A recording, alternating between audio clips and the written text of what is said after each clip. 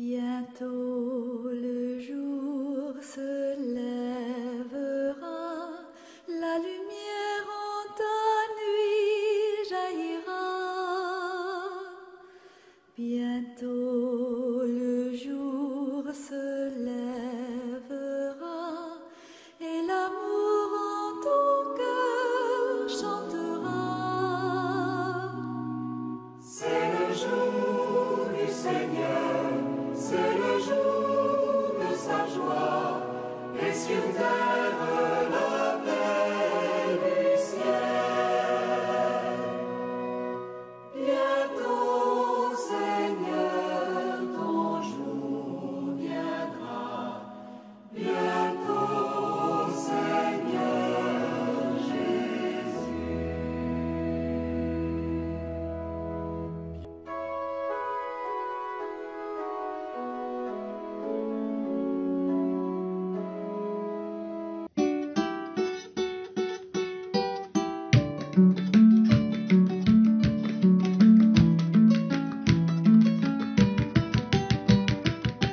Je confie ma mission au Seigneur, lui qui m'a choisi.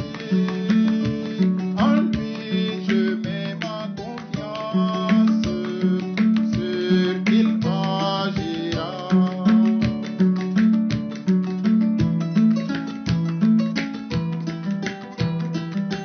Je confie ma mission au Seigneur, lui qui m'a choisi. Être sur terre le cœur de Dieu. Être sur terre le cœur de Dieu. Être sur terre le cœur de Dieu. Voilà ce qui inspire et stimule tout. Dans la continuité des activités du jubilé des 150 ans de fondation des Filles de Notre-Dame du Sacré-Cœur, des 10 ans de l'érection de leur province d'Afrique, des 70 ans de présence des missionnaires du Sacré-Cœur au Sénégal, plus précisément à Kaolack, et des 200 ans de naissance de notre fondateur, et parce que la gratitude est le fruit le plus utile et le plus agréable au monde, la famille Chevalier au Sénégal a osé se mettre en route. Se mettre en route? Quelle attitude à la fois audacieuse et exigeante! Mais que pourrait-on refuser au cœur de Jésus quand il s'agit de la reconnaissance, cette vertu qui lui est si chère? Lui-même ne veut-il pas nous former à la gratitude lorsqu'il affirme avec désolation: voici ce cœur qui a tant aimé les hommes et qui ne reçoit qu'indifférence et ingratitude. Il n'est donc pas question pour nous, missionnaires du Sacré-Cœur, filles de Notre-Dame du Sacré-Cœur, membres de la fraternité Notre-Dame du Sacré-Cœur ou laïcs associés, d'oublier dans nos quotidiens de dire merci pour ce que nous savons et ce que nous ne savons point, surtout en cette année jubilaire, année de grâce. Voilà donc l'esprit qui a guidé nos pas, des montagnes de Kédougou à Gandiaye, passant par Tambacounda, Kaffrine, Kaolack, Djebel, Guinguinéo, Ndofane, Foundiougne, Marlodj et Sibassor. En lui je mets ma confiance, sûr qu'il agira. Je confie ma mission au Seigneur, lui qui m'a choisi. En lui je mets ma confiance, sûr qu'il agira. En réalité, nous avons entamé cette démarche de foi par la prière des Vêpres à 18h30 en la cathédrale Saint-Théophile de Kaolack, où nous avons accueilli la bénédiction d'envoi des mains du vicaire général Abbé Raphaël Ndiaye, dont l'ampleur des paroles a été un attrait pour toute la famille en pèlerinage.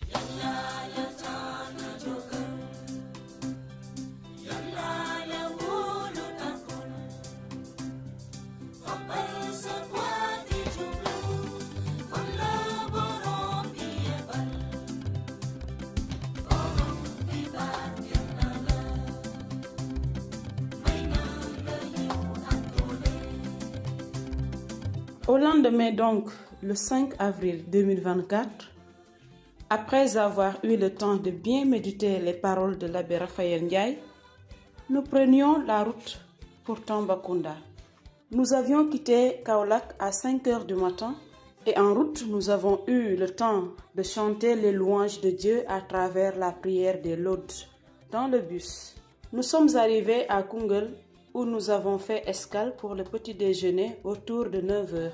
À la suite du petit déjeuner, nous avons repris notre chemin et nous voilà arrivés à la maison des œuvres de Tambacounda où nous avons été accueillis et logés autour de 13h30 sous l'effet d'une grande chaleur. À la suite du repas qui nous a été servi vers 15h, nous nous sommes reposés et l'action de grâce de la messe fut vécue vers 19h avec les vêpres incluses.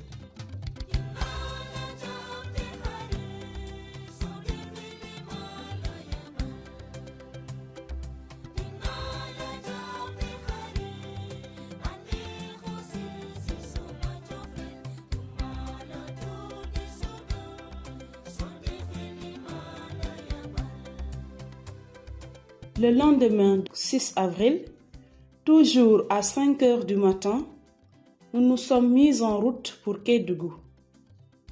En traversant le parc de Nyokolokoba, nous ne nous sommes pas empêchés de voir avec joie des singes et des phacochères se promenant librement.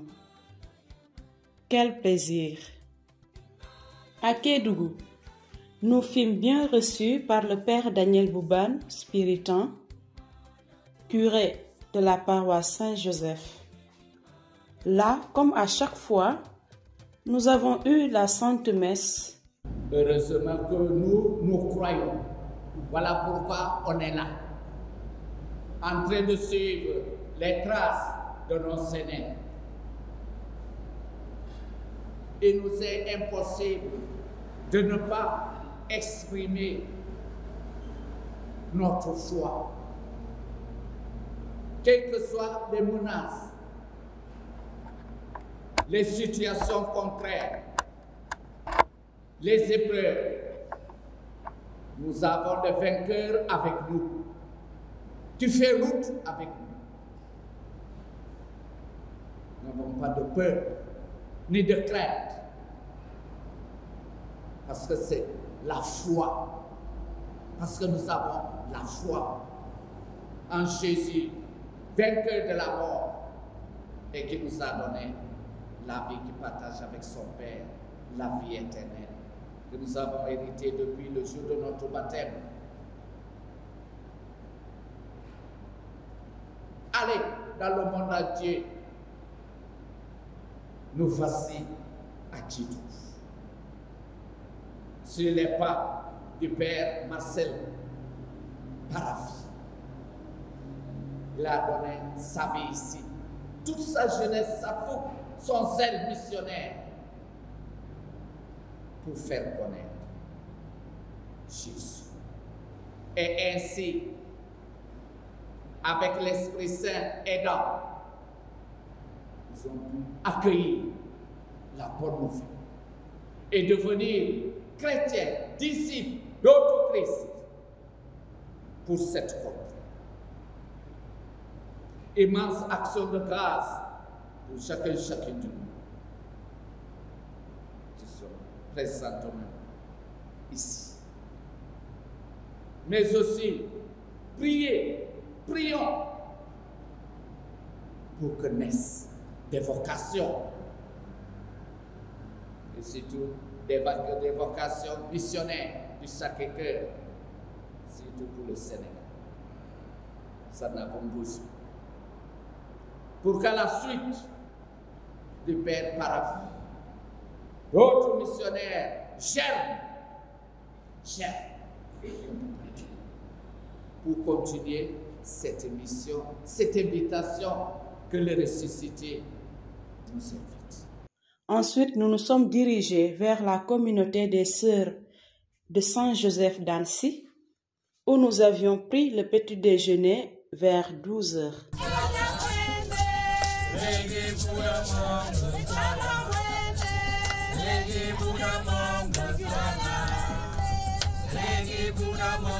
Faut-il mourir sans jamais voir les cascades de Kédougou?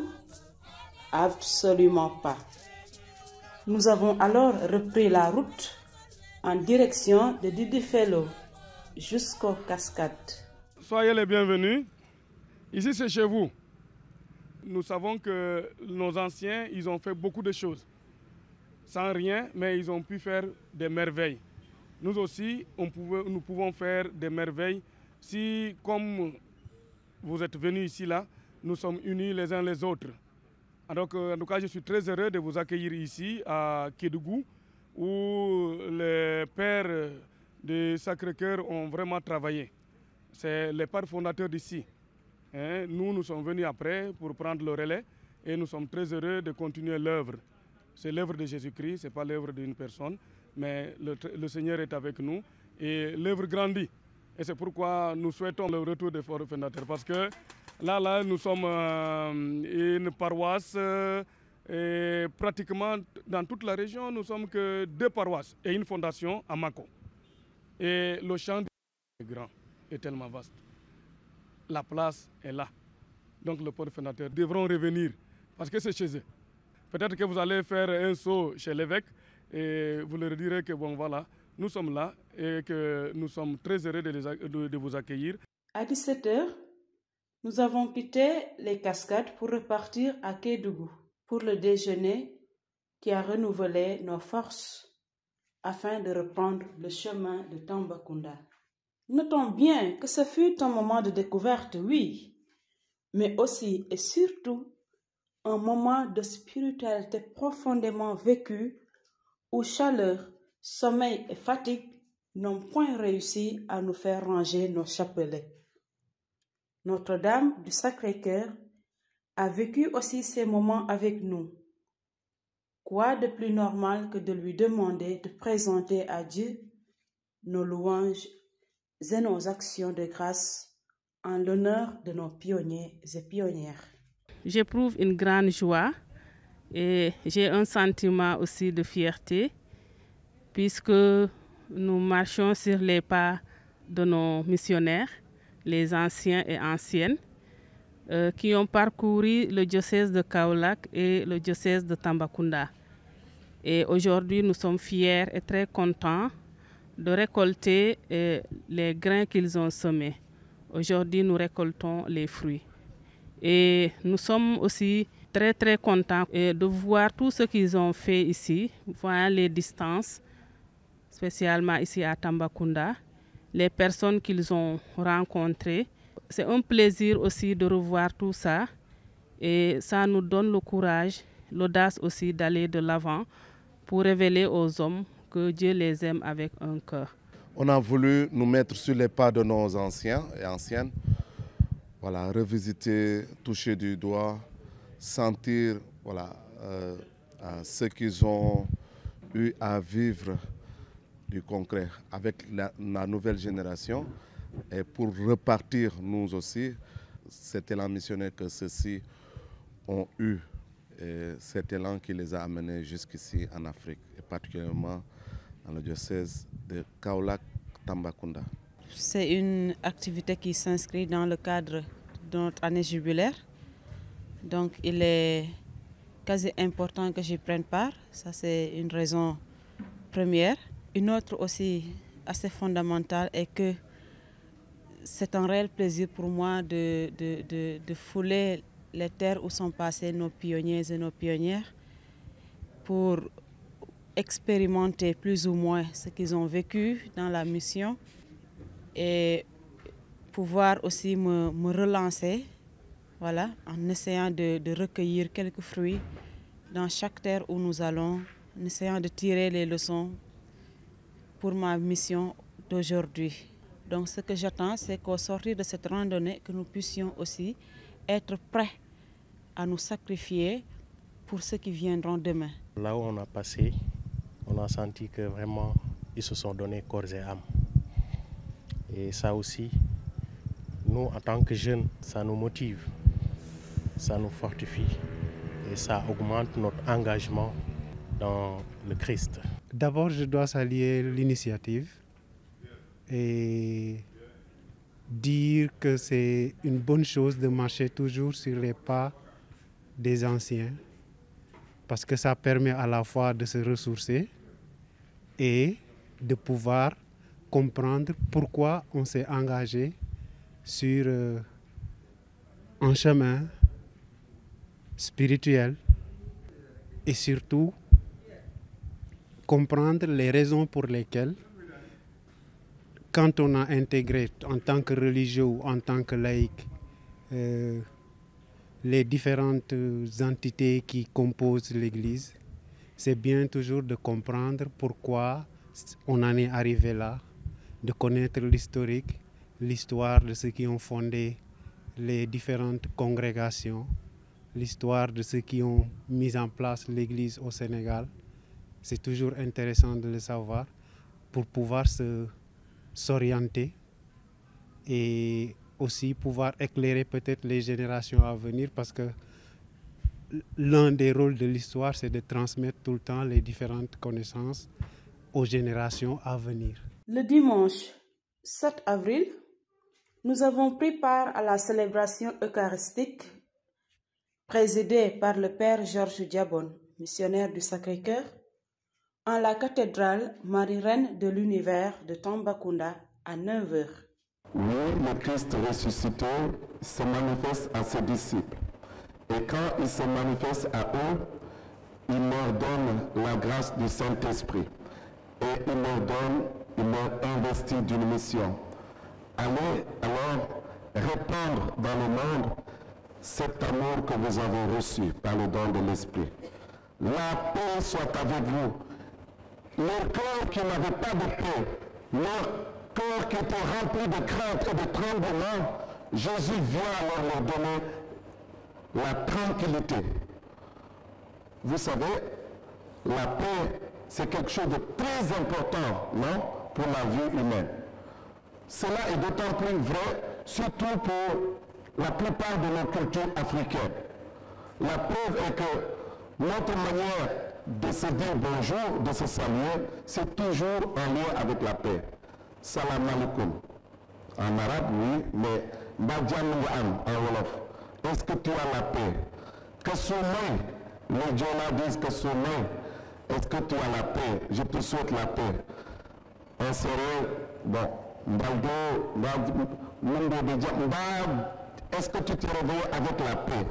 La plupart de nos salutations culture africaine, on ne se salue pas pour des commodités, pour être gentil avec eux, mais c'est une prière aussi qu'on souhaite à quelqu'un. Cette paix, c'est une paix physique, mentale, spirituelle. Alors cette paix, c'est Dieu seul qui l'a. Et c'est cette paix alors que Jésus souhaite à ses disciples. Comme pour leur dire, pourquoi avoir peur? Je suis venu donner la paix. Je suis venu donner la vie en abondance. Et c'est cette vie-là que je vous transmets. Frères et sœurs, la foi est un don. La foi est un don. Ngëm mayup Yàlla la. Ngëm nga gëm ci Yàlla nekkul ni da nga calculer dara ba trouver ngëm. La foi n'est pas la finalité d'un raisonnement mathématique où on trouve x égale temps. Ah, j'ai trouvé la foi. La foi est un don qui nous vient gratuitement de Dieu. Alors si c'est un don, il faut alors souvent le demander, ces dons. La foi n'est pas gagnée une fois pour toutes. Et si c'est un don, alors pourquoi s'enorgueillir? Moi j'ai la foi, les autres n'ont pas la foi. Non. Qu'as-tu que tu n'as reçu? Et si tu l'as reçu, pourquoi t'enorgueillir? Dieu nous a donné la grâce du don de la foi. Et ce don n'est pas gagné une fois pour toutes, on doit le faire fructifier chaque jour. Ceux qui n'ont pas aussi peut-être la foi, il ne faut pas qu'on le pointe du doigt et dire que voilà, non. Yàlla mooy nangu ngëm su ñu mayee ci lu tuuti loolu dañ ko war a dik ne suuxat ñi nga xam ne tamit peut-être ñu amaguñ mën leen di ñaanal ngir yàlla tamit laal seen xol tamit ngir ñu mën a jot ngëm. Je veux seulement dire, Papa, merci. Je veux seulement dire, Papa, merci. Je veux seulement dire, Papa, merci. Je veux seulement dire, Papa, merci. Je veux seulement dire, Papa, merci. Je veux seulement dire, Papa, merci. Je veux seulement dire, Papa, merci. Je veux seulement dire, Papa, merci.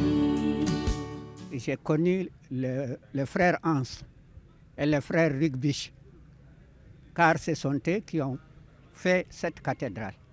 Et j'étais là du début jusqu'à nos jours. C'est leur engagement. Des missionnaires, des vrais missionnaires. En parlant de la cascade, ces vaillants missionnaires qui ont travaillé, qui ont œuvré et qui n'avaient pas de moyens, comme vous les avez aujourd'hui, c'est vraiment un grand sacrifice. Ils ont tout fait. Moi, j'ai été baptisé bébé, mais j'ai grandi avec les prêtres. Et cette collaboration m'a marqué. J'ai dit, je ne peux pas être prêtre, mais je vais me mettre au service des prêtres pour l'annonce de Jésus-Christ. Et dites-vous bien, quand moi j'ai commencé la catéchèse en 1974, c'était une sœur de Saint-Joseph d'Annecy qui s'appelle la sœur Elbi. Parce qu'ils sont arrivés ici, les trois, en même temps. Il y avait Monseigneur Caillot, préfet apostolique, Monseigneur Caillot. Il y avait le premier curé d'ici qui s'appelait le Père Francis Kim et la sœur Elbi. Donc c'est avec elle que j'ai fait 2 ans de formation avant de me laisser voler de mes propres ailes dans la catéchèse. En tout cas, leur vie m'a beaucoup marqué. Et si vous regardez les archives, c'est plein de catéchumènes que j'ai formés, que j'ai préparés à la catéchèse, au sacrement de la communion, de la confirmation, et même j'ai fait des préparations de mariage ici, dans cette cathédrale. Les conseils que je vais vous procurer. Le monde est plus facile aujourd'hui. On peut s'atteindre à distance. Veuillez garder cela. Et essayez de balayer la souffrance de vos aînés que nous sommes. Engagez-vous et tenez bon. Après cela, nous nous sommes dirigés vers la communauté des sœurs de Saint-Joseph d'Annecy de Tambacounda, où nous avons écouté avec beaucoup d'émotion l'histoire de l'invitation et l'installation de ces sœurs par le vaillant missionnaire de la zone. L'histoire de notre région est liée à la congrégation, aux 2 congrégations des missionnaires du Sacré-Cœur et des filles de Notre-Dame. Alors, si nous sommes à Tambacounda, c'est parce que nous avons reçu l'invitation de Monseigneur Kadou, qui, à l'époque, était chargé de la préfecture apostolique de Kaolack. Alors, il a fait ses premières correspondances à partir de 1957, quand il y a eu une présence d'un missionnaire du Sacré-Cœur, le père Marcel Paravi à Kédougou, et après, plus tard, pour Tambacounda à partir de 1958. Et c'est seulement en 1960 que les sœurs de Saint-Joseph d'Annecy sont arrivées à Tambacounda, avec un bref séjour de 3 jours chez les filles de Notre-Dame du Sacré-Cœur à Kaolack, en quittant Dakar, bien sûr en arrivant par bateau, et puis en arrivant à Kaolack pour s'imprégner de la réalité de la mission avant de venir à Tambacounda le 6 octobre 1960. Avant que les sœurs ne viennent ici, le père Kadou, à l'époque, qui n'était pas encore préfet apostolique, était venu en prospection et puis a trouvé un terrain en bas de là où nous sommes. Nous sommes un peu en hauteur ici, dans la, on va dire la vallée, dans la plaine. Et c'est en 1957 qu'il a mis les piquets donc, de ce terrain de 300 mètres sur 100 mètres. Alors, quand les sœurs sont venues, c'était pour ouvrir une école primaire qui, donc, il y avait 3 classes construites en 1960. Aujourd'hui, l'école en compte 22. Il y avait 10 élèves en 1960 et aujourd'hui, l'école compte 1026 élèves. Donc, sans compter les enfants du préscolaire. Alors, c'était principalement l'éducation et la santé. Et la sœur infirmière travaillait au dispensaire public. Et c'est à partir de 1961, donc, voyant que la scolarisation des filles était négligée dans la zone, celles qui avaient la chance d'être scolarisées arrêtaient leur éducation au CM2. C'est là que les sœurs ont vu le besoin, ont senti le besoin d'ouvrir un collège d'enseignement moyen. Et le bâtiment qui est juste derrière moi est le premier collège d'enseignement moyen de donc, tout le Sénégal oriental qui regroupait à l'époque les régions administratives de Tambacounda et de Kédougou aujourd'hui. Je suis venue ici au Sénégal en décembre 80. Je suis allée assez vite à Kédougou en avril 81. Et je trouvais la mission de Kédougou avec le père Spiritain et aussi il avait une communauté de sœurs spiritaines. Donc assez vite aussi, je commençais à travailler dans le village. Par exemple, le tournée avec les infirmières. Cela veut dire que la sœur infirmière parcourt les villages et donne les soins. Et cette mission existe jusqu'à aujourd'hui. La sœur infirmière continue de parcourir 18 villages. Ça correspond à 1076 km par mois parcourus. Et elle va à ces 18 villages et elle va de village en village pour donner les soins de santé. Nous ne sommes plus à l'école qui est devenue aujourd'hui l'école Marcel Paravi et nous sommes fiers et nous sommes contentes aussi en reconnaissance de ce grand missionnaire qui allait dans les villages et remplissait sa jeep d'enfants en âge scolaire et puis qui les amenait à Kédougou chez les sœurs, à l'internat et puis à l'école primaire, que ce soit au mois d'octobre ou bien que ce soit au mois d'avril, à n'importe quel moment de l'année, quand il passait dans un village et qu'il trouvait un enfant en âge d'être scolarisé, il l'amenait à Kédougou. Mais maintenant, Kédougou a développé totalement autrement. Et c'est une ville avec beaucoup de nationalités. Je pense qu'on est au courant il y a la mine d'or autour de Kédougou. Donc cela a changé vraiment la situation à Kédougou, même la mission, même le besoin de Kédougou. Et moi-même, je restais 9 ans à Kédougou. Après, je suis venue ici, Tamba et Gambie. Actuellement, je m'occupe de les filles des internes. On a 60 filles maintenant. Et ça a beaucoup changé aussi parce que dans les années 80, quand j'étais là-bas, il n'y avait que 3 ou 4 filles parce que les filles ne venaient pas à l'école. Tandis que maintenant, je ne peux même pas prendre toutes les filles.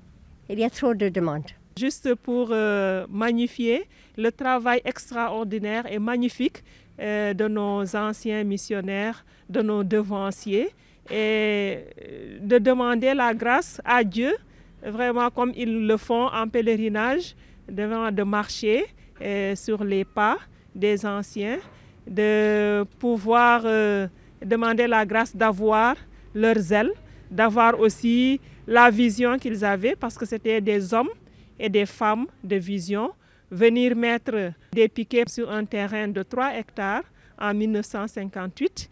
Ils ont rêvé et ils ont rêvé grand. L'après-midi, nous avons été accueillis avec joie par son Excellence Monseigneur Paul Abel Mamba à Saint-Clément.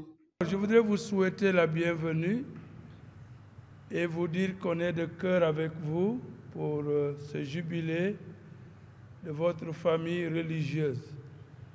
Le diocèse de Tambacounda doit beaucoup au père missionnaire du Soudan. Je ne connais pas bien l'histoire, mais ce qui m'a fait connaître un peu, c'est parce que je suis venu ici comme prêtre fidei donum. J'ai travaillé ici pendant 15 ans avant de repartir à Ziguinchor. C'est peut-être pour cette raison qu'on m'a ramené ici, certainement.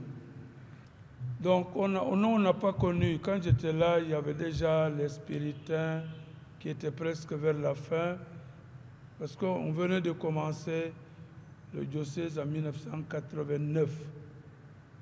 Et donc j'ai fait 15 ans avec l'ancien évêque que j'ai remplacé, Monseigneur Jean-Noël, et puis je suis reparti dans mon diocèse. Donc c'est après 15 ans que je suis revenu encore ici. Alors je redécouvre encore le diocèse parce qu'il y a eu beaucoup de changements. Au départ, on avait moins de population, parce que bon, Tambacounda, Kédougou étaient réputés comme des lieux de punition. Et puis avec la chaleur, bon, ça avait pris une réputation négative.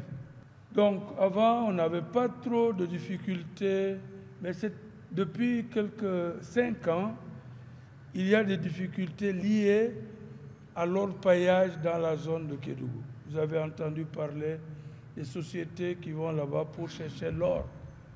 Alors ça a attiré également aussi des populations, ce qui fait que au niveau de Kédougou, la zone de Kédougou, on a toutes les populations des pays limitrophes, sinon même plus. Ce qui a compliqué socialement le secteur là-bas. Et donc, nous travaillons pour que vraiment l'Église puisse se rapprocher un peu de ces communautés nouvelles-là qui sont dans le secteur. Et peut-être même dans un avenir plus ou moins lointain, de faire vraiment de Kédougou un nouveau diocèse. Parce que les populations augmentent de manière vertigineuse et si l'Église n'est pas là aussi, ils vont carrément exclure l'Église de tous ces milieux-là. J'ai eu la chance également de connaître un peu votre famille parce que je suis allé à Issoudun. J'étais encore jeune prêtre, je suis allé et à l'occasion d'un pèlerinage, on a été à Issoudun. Et après, quand j'étais avec de Ziguinchor, on a des prêtres qui sont dans le diocèse. Voilà, de Bourges. Donc ça m'a permis d'aller visiter ces lieux parce que je connaissais pas mal de prêtres, des pères du Soudan, notamment Pichona avec qui j'ai travaillé quand j'étais ici comme prêtre. Voilà. Et donc, je connais quelques bribes comme ça de vos origines et puis bon, de tout ce qui a trait un peu à la mission que vous avez accomplie ici au niveau de Tambacounda. Mais je ne connais pas plus que les autres parce que bon, c'est des bribes à droite, à gauche. Je ne me suis même pas consacré à voir de près. J'ai plutôt regardé le cheminement des spiritains ici. Puisque quand je suis arrivé, l'étape des pères du Soudan était déjà passée. En tout cas, on vous souhaite la bienvenue et on vous doit beaucoup. Continuez à prier pour nous.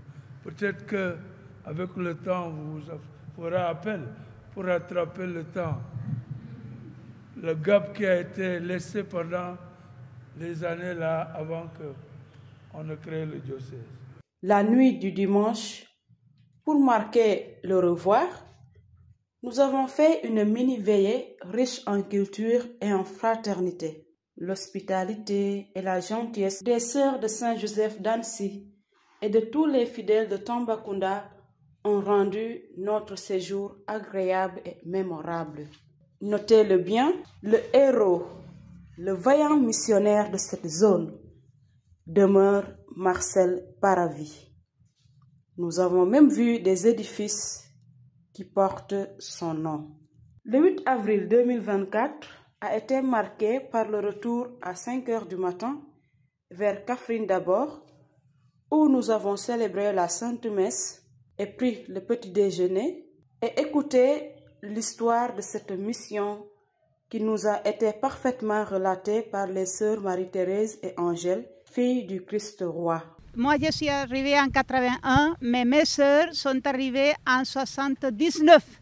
Et la sœur André était déjà seule. On ne sait pas quel était le motif, mais elle était une femme magnifique. On était très unis. Vraiment, elle m'a beaucoup aidé avec les Français, parce que je suis espagnole.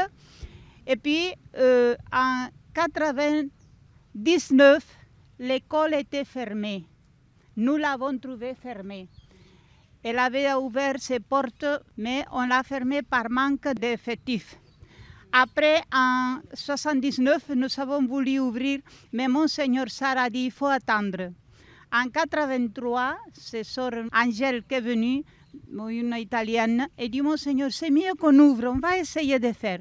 On a ouvert. Mais en 79, on a ouvert déjà les jardins. Puisque les jardins, la sœur nous l'a passé, mais c'est elle qui le gérait à ce moment-là, sœur André, paix à son âme. Et puis, en 81, quand je suis arrivée, on a parlé encore d'ouvrir l'école et on nous a permis seulement en 83. On a ouvert 2 classes seulement. C'était ça seulement.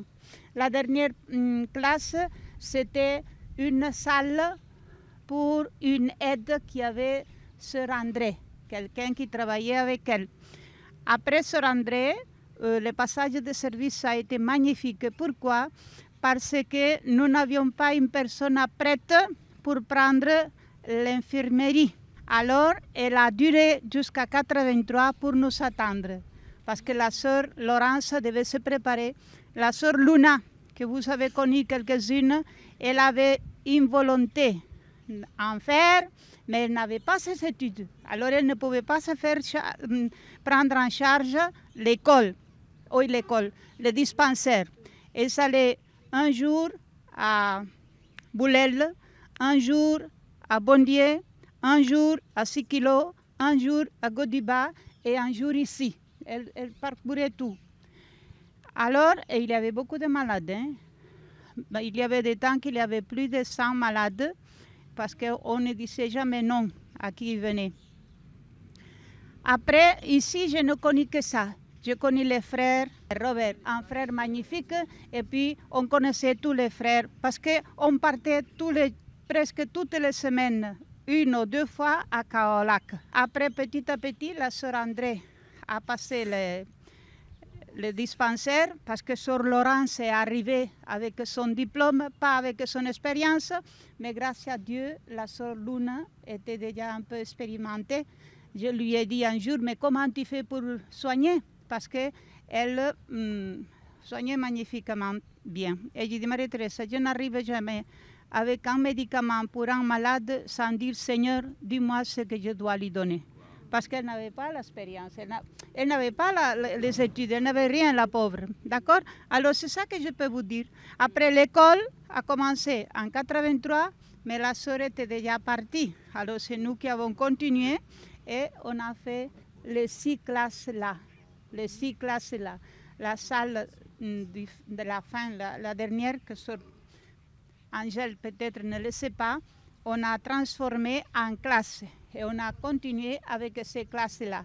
Quand je suis venue en 86 ou 7, 8, ici, à Kaffrine, il y avait déjà 600 élèves. On n'a fait que monter. Mais c'est vrai qu'on avait ouvert en pensant aux enfants de la brousse, parce qu'il n'y avait pas de classe. Non? Alors, on avait plein d'enfants de la brousse et aussi on avait ouvert un foyer aussi pour les enfants de la brousse. À ce moment-là, les Kaffrine étaient pauvres. Nous avons tout de suite repris la route pour Kaolack, où nous devrions prendre le déjeuner. Sur ce trajet entre Kaffrine et Kaolack, un terrible accident a eu lieu.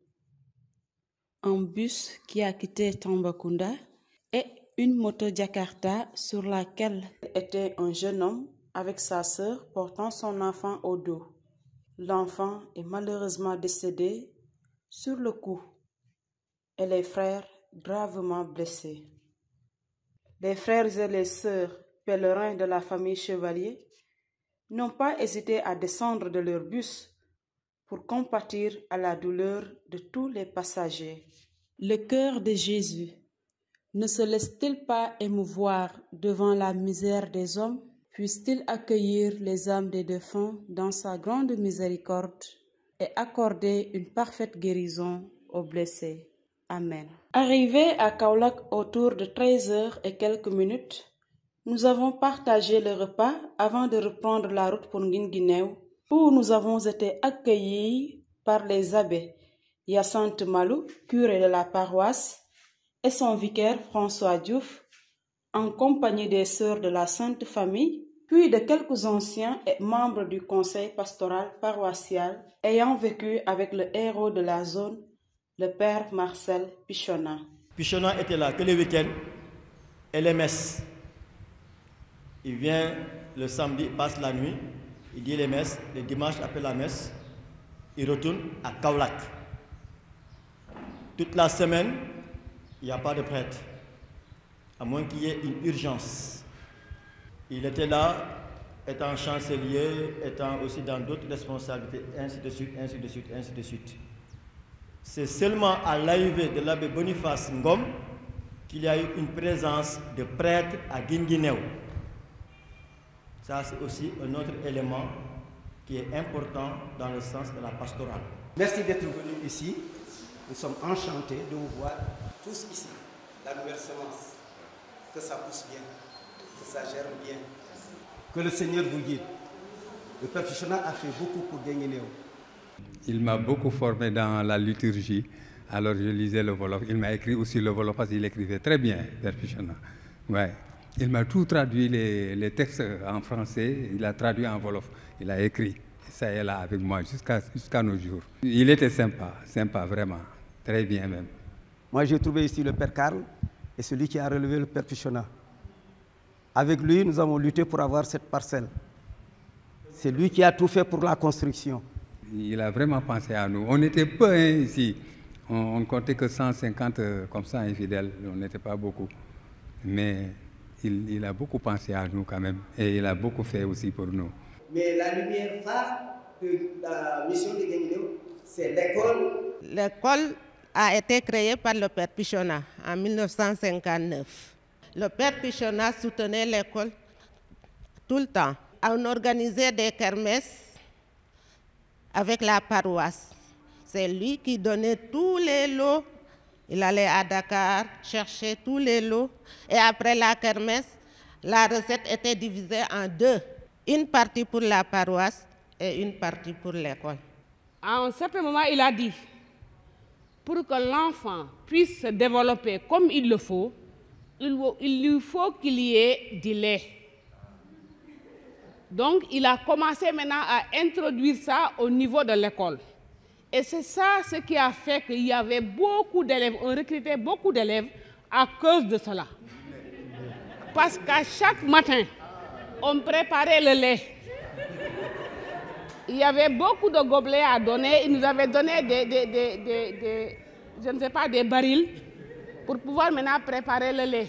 À partir de 10 heures, on préparait le lait et on distribuait tout ça aux enfants. Une fois rentrés, ils disent qu'on n'a pas faim. Pourquoi? Parce qu'avec le père, donc on a bien mangé, on a bien. Donc c'était ça. Et finalement, avec la directrice Agathe, j'avais proposé à ce que, au lieu de donner à chaque fois du lait, on va essayer maintenant de pouvoir donner le lait caillé. Et avec le lait caillé là, on allait au marché, on achetait un sachet de lait caillé. Et après qu'on préparait le lait comme ça là, on mettait du lait caillé à l'intérieur. Maintenant, une journée 2, c'était bien caillé. Et les élèves avaient maintenant préféré le lait caillé collé. Vous voyez? Donc vraiment, ils buvaient. Et à chaque fois, une fois, on est allé en sortie. Donc on a préparé ce lait caillé là. On est allé en sortie, on a préparé le repas. Maintenant, arrivé là-bas, ils ont bien mangé et ils ont pris comme dessert le lait caillé. Et les sœurs qui avaient un dispensaire, les malades refusaient d'aller au dispensaire et ils venaient chez les sœurs. Là, c'est une lampe qui a éclairé la paroisse de Guéminéo. Il y a des cadres sénégalais au Sérère aujourd'hui, Sin et Saloum. C'est grâce à lui. J'ai travaillé un peu avec le père Pichona en tant qu'enseignante. Après, je suis devenue directrice de l'école. Quelqu'un m'a dit une fois qu'il a fait 200 km dans Kaolack et entre le mois de septembre et le mois d'octobre. Vous savez ce qu'il faisait? C'était pour caser les élèves qui avaient l'entrée en 6e, qu'on affectait à Kaolack et qui n'avaient pas de tuteur. Il vient chez vous, il vous dit, ah, Yacine, il y a des enfants qui viennent, ils n'ont pas où aller. Tu peux prendre combien? De quel sexe? De quel niveau?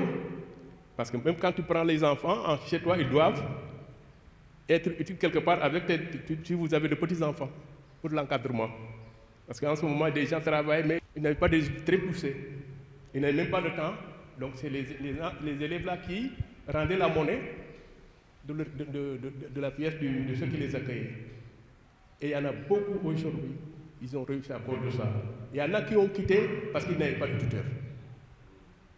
Donc si ces gens-là ont réussi aujourd'hui, c'est grâce à vos prédécesseurs. Qui nous ont formés, comme le père Pichonnant, le père Lebec, le père Forêt et d'autres missionnaires qui nous ont formés à devenir aussi des missionnaires. Nous sommes des prêtres diocésains, mais c'est eux qui nous ont formés. Après nous sommes devenus les anciens du diocèse de Kaolack maintenant et nous formons aussi nos jeunes frères. Quand j'ai été ordonné prêtre, le diocèse de Kaolack avait seulement 8 prêtres diocésains. Maintenant, nous sommes 45. Et grâce aux missionnaires du Sacré-Cœur qui nous ont formés. Donc, les prêtres et les sœurs. Et nous sommes fiers d'eux. Nous prions aussi pour eux et nous essayons de marcher sur leurs pas pour que la mission se développe dans le salon, dans le diocèse de Kaolack. Merci en tout cas pour tout ce qu'ils ont fait pour que nous puissions prendre le relais, que nous puissions vraiment reprendre le flambeau de la mission. Et cela nous encourage aussi à aller de l'avant dans la mission. Merci pour tout ce que vous faites, vous les missionnaires du Sacré-Cœur, et que la mission continue. Tout ceci vécu dans la fraternité autour d'un verre d'amitié, nous permettant de reprendre la route pour nous diriger vers Ndiébel. Là, à Ndiébel, nous sommes reçus par une forte délégation dans l'église paroissiale où nous avons accueilli avec beaucoup d'émotion les vibrants témoignages des anciens et de l'équipe pastorale sur le travail héroïque qu'ont abattu nos pionniers de la zone. Vous êtes en train de faire une randonnée et moi, depuis que je suis né, je n'ai connu presque les missionnaires du Sacré-Cœur jusqu'au moment où j'allais au grand séminaire. Je sors du grand séminaire, je vais en stage, ces gens missionnaires du Sacré-Cœur, le Père Talman. Je quitte là-bas, je viens dans une paroisse, ma première paroisse fondée par des missionnaires du Sacré-Cœur, Ndiébel. Après Ndiébel, je pars À Ndofane, je remplace encore les missionnaires du Sacré-Cœur et je reviens encore ici à Ndiébel pour encore continuer la mission. C'est les missionnaires du Sacré-Cœur, dans une paroisse fondée, en tout cas par les missionnaires du Sacré-Cœur. Ça, c'est ma petite histoire. Et bon, vraiment, des témoignages, je n'en ferai peut-être pas, parce que si vous allez à Marlotte, les gens vous parleront de long en large du Père Talman. Mais moi, je ne peux pas le remercier assez, parce que je peux dire que ce que je suis aujourd'hui, c'est grâce à lui. C'est vraiment grâce au Père Talman. Et à un moment donné, vous savez, une île, c'est quoi? L'insulaire, ce n'est pas quelqu'un qui a tendance à sortir, qui connaît beaucoup. Dans l'île, pour nous, le seul prêtre qui existait au monde, c'était Talman, parce que c'est lui qu'on voyait. On ne voyait pas d'autres. Et comme enfant, cela nous a marqués. La paroisse est assez vivante, il y a beaucoup de choses à faire, et on est très content d'avoir hérité ça des missionnaires du Sacré-Cœur. Ce n'est pas évident. Et si on vous rappelle un peu l'histoire, les moyens ne suivaient pas déjà, mais ils ont tout fait pour instaurer et installer des communautés chrétiennes vivantes et vaillantes. Et quand les vieux te racontent comment les choses se passaient en leur temps, mais on se dit qu'on n'a pas le droit de faire moins. Je suis un des doyens de la mission. Comme il vient de le dire, c'est le feu Joseph Père Forêt qui nous venait de Gandiaï dans les années 1957. Il venait de Gandiaï avec, on disait, un tombeau-mort.